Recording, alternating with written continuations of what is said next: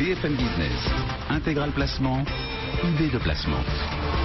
Vous le savez, on parcourt le monde de vos placements pour essayer de vous délivrer un maximum d'expertise. Et Benoît Lombard est là pour ça. Bonjour Benoît. Bonjour Cédric. Vous êtes l'associé et gérant de Vitam. Et vous allez nous proposer ce matin d'aller faire un petit tour du côté du non-coté. Pourquoi doit-on ou peut-on regarder du côté du non-coté? D'abord, il y a des circonstances de marché, si je puis dire. Vous savez, on le répète souvent sur cette antenne, on est dans un monde à taux zéro. Les obligations d'État françaises donne du 0,45 par an pendant 10 ans. Et on n'est pas à l'abri, durant cette période-là, d'une hausse des taux. On a des marchés d'actions qui sont quand même relativement volatiles, et puis qui sont aussi hyper arbitrés par le trading à haute fréquence. Et pour préparer cette intervention, j'étais assez surpris de voir que 60% du marché aux États-Unis était arbitré par du trading à haute fréquence, et 40% en Europe. Alors on vous vend... On a les ETF qui sont derrière, qui montent et qui descendent par panier. Ça représente à peu près 10% du volume des transactions, les ETF, 9,3%. Et là, on vous vend des actions sur du long terme qui sont arbitrées quotidiennement par du trading à haute fréquence qui déstabilise les cours, qui donne beaucoup de volatilité. Donc on a bien sûr des cycles monétaires qui sont en rendement négatif. Alors, dans ce contexte financier, où investir et où aller? Quelle place occupe ce fameux non-coté en France? Dans le patrimoine des ménages, la résidence principale occupe 30%. Et puis, assez bizarrement, le non-coté a une place importante, puisque c'est 7%.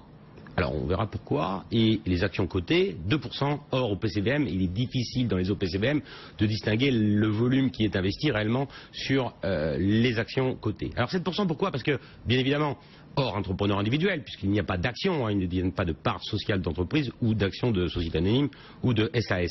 Eh bien, c'est leur outil de travail.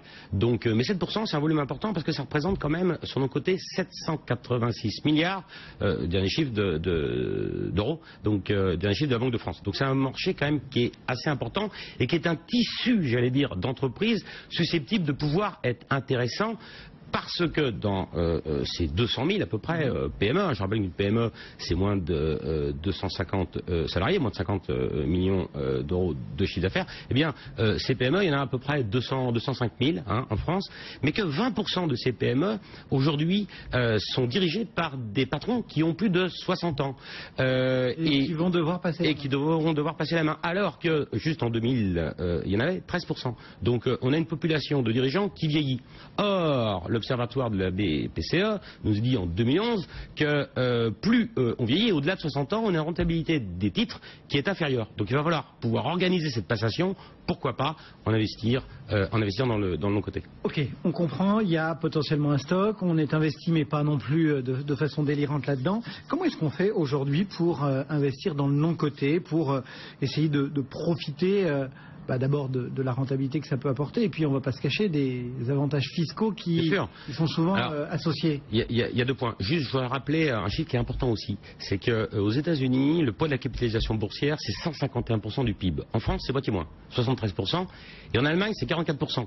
On voit le tissu de PME ETI, surtout en Allemagne, qui est relativement important, susceptible de pouvoir supporter des investissements, notamment à l'occasion de transmission. Alors, les pouvoirs publics, bien évidemment, ils veulent depuis déjà de nombreuses années avantager donc l'investissement dans les PME. C'est la loi Dutreuil qui d'août 2003 qui vous donne déjà en l'occasion de l'investissement une réduction d'impôt sur le revenu lorsque vous investissez dans des titres de PME en direct ou via des fonds d'investissement, les fonds d'investissement qui sont les FCPI ou les FIP, les fonds d'investissement de proximité, avec un avantage aujourd'hui de 18%. Donc à l'entrée, on a 18% de réduction d'impôt à l'impôt sur le revenu.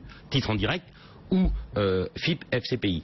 Et à l'ISF, on est en pleine campagne d'ISF, puisque ça se termine le 7 juin pour les Parisiens et pour le petit ISF et le gros ISF le 15 juin, 50% de réduction d'avantage fiscal. Ce qui est important, parce qu'à supposer que sur la durée, avec 50% d'avantage fiscal dans la réduction ISF, vous sortiez sans plus-value, j'investis 100, ce qui me coûte que 50, car je ne paye plus de cotisation d'ISF, et à supposer qu'on me redonne ces 100 sur un horizon de 7 ans, ça me fait une rentabilité un TRI de 9,80%. ce qui est pas mal. Et si je fais... On rappelle les taux que vous avez cités au début. Ouais, non mais voilà, donc on a effectivement cet avantage fiscal. Et bien évidemment, si on ressort sans plus-value, on n'est pas taxé. Plus-value. Deuxième avantage, c'est en cas de détention. Alors évidemment, les investissements ISF, c'est la loi TEPA de 2007. Loi Dutreuil de 2003 nous disait que lorsqu'on investit dans des titres de PME, eh bien les titres que l'on détient, pour les assujettis à l'ISF, sortent de l'assiette d'ISF. Et là, on voit qu'on a également l'avantage en cas Il y a une double entrée fiscale, finalement. Voilà, en cas de détention. Juste une chose, la tranche marginale d'ISF, on a déjà parlé sur cette antenne, c'est 1,5%.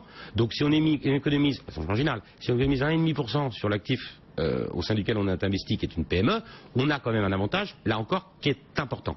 Puis... Vous nous avez rappelé beaucoup d'acronymes, les FIP, les FCPI, enfin bref, il y a des nouveaux outils aussi qui arrivent, le crowdfunding, etc. Vous y croyez? C'est aussi un biais par lequel on peut aujourd'hui rentrer dans ce qu'on appelle ou ce qu'on va intégrer dans le non-coté? Bien sûr, crowdfunding, oui. Donc par l'intermédiaire des conseils en investissement participatif qui peuvent vous donner la faculté d'investir dans des titres de PME qui eux-mêmes peuvent bénéficier de les exonérations qu'on a vues. À l'entrée, réduction d'impôt, exonération en cas de détention aussi. C'est l'émergence. On voit la difficulté pour moi du crowdfunding. Elle repose... Il y a le funding et le lending. Alors lending, c'est les prêts. Lending, c'est les prêts qu'on peut faire à des entreprises. Vous mettez les deux dans le même paquet? C'est différent. Donc les entreprises, lorsque vous investissez dans le crowdfunding, vous allez acheter un business plan. Et ce business plan est public, donc c'est un peu délicat pour moi, pour une PME, de mettre au vu et au sus de tout le monde l'organisation future de son business. C'est à mon sens la difficulté. Le crowdlending, c'est des emprunts, des dettes. Et là on a une difficulté qui repose plus à mon sens sur la taxation des intérêts de cette dette, puisqu'on n'a plus de prélèvement forfaitaire libératoire, et donc on a un impôt qui est à 50. En cas, on a vu réduction à l'entrée, réduction de la cotisation d'ISF, et puis à la cession aussi, puisque vous savez que depuis 2012, on a un abattement majoré lorsqu'on vend les titres, qui peut aller jusqu'à 85%. Donc on a également un avantage en cas de détention de ces titres au moment de leur cession. Et puis on a des véhicules d'investissement. Ouais. Qu'est-ce qu'on retient comme véhicule d'investissement? On a, le rapport Berger-Lefebvre avait préconisé de drainer l'épargne. C'était 100 milliards qui étaient visés, on n'y est pas. 100 milliards d'euros sur le quinquennat. Donc, et on a lancé le PEA-PME. Et là, dans le PEA-PME... Un peu fait pchit, hein. Ça fait un peu pchit. Oui, puisqu'on visait, je vous rappelle que la détention des PEA-PME, il y en a à peu près 40 000, c'est 10 000 euros d'encours par PEA-PME. Mais n'oublions pas que dans le PEA-PME, on peut aussi recycler ces SICAV monétaires qu'on peut détenir depuis de nombreuses années. Ouais. On a vu que c'est le petit coup de pouce qu'on essaye de... Le petit coup de pouce, c'est pas mal, c'est la haute finance qui nous a donné ça cette année. Donc toutes ces plus-values qu'on avait antérieurement, puisqu'aujourd'hui ça ne rémunère plus, c'est une bonne moyen de sortir de ces SICAV monétaires, c'est peut-être de les vendre et puis de réinvestir le produit de la cession au sein d'un PEA-PME, ce qui nous fait une exonération d'impôt sur les plus-values attachée à la cession de ces SICAV monétaires. Là, il y a quand même un instrument qui est peut-être pas idiot de regarder. Tout ça pour investir dans ces PME qui nous donnent l'avantage d'avoir un actif décorrélé des marchés financiers dont on a vu qu'ils étaient volatiles ou à rentabilité très faible. Les repreneurs, puisque tout à l'heure vous nous aviez signalé que bon nombre, vous les sentez mûrs, prêts, enfin, vous avez de l'appétit chez vos clients qui... C'est la volonté des pouvoirs publics, puis c'est la volonté aussi de la clientèle qui cherche, bien évidemment, la clientèle privée qui cherche à avoir des rendements, et puis qui veut accompagner aussi le développement de nos PME, et qui veut accompagner ces cessions. On visait le chiffre, 20% des PME en France aujourd'hui sont dirigées par des patrons qui ont plus de 60 ans. Alors il y a aussi là encore le fameux biais d'ISF, puisqu'ils sont exonérés en tant qu'outil de travail. C'est ce que nous dit aussi un rapport qui est remis à Emmanuel Macron, le ministre de l'économie, en juillet dernier, qui disait attention, un frein à la transition d'entreprise, c'est le fait que le patron qui va vendre sa boîte, il va se retrouver avec un actif qui est taxable ISF, tandis qu'aujourd'hui, il peut être exonéré s'il bénéficie bien évidemment des conditions requises pour que cet actif soit considéré comme son actif professionnel. Eh bien voilà quelques clés apportées ce matin par Benoît Lombard. Merci beaucoup Benoît, et on va continuer bien sûr à ausculter ce monde des entrepreneurs dans un instant. Benoît Lombard pour Vitam, à très bientôt. À bientôt. Le CAC 40, 4372 points, il progresse d'1,09%.